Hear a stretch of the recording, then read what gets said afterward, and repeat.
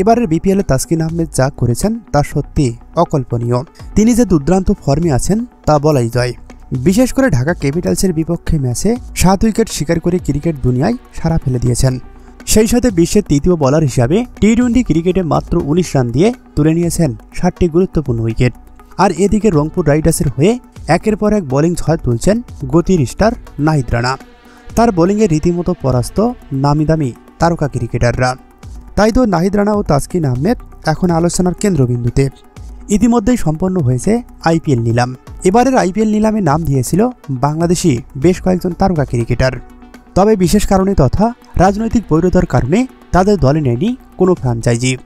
দুর্দান্ত ফর্মে থাকা 2 তারকা ক্রিকেটার আইপিএল ফ্র্যাঞ্চাইজিদের নজর কেড়েছেন।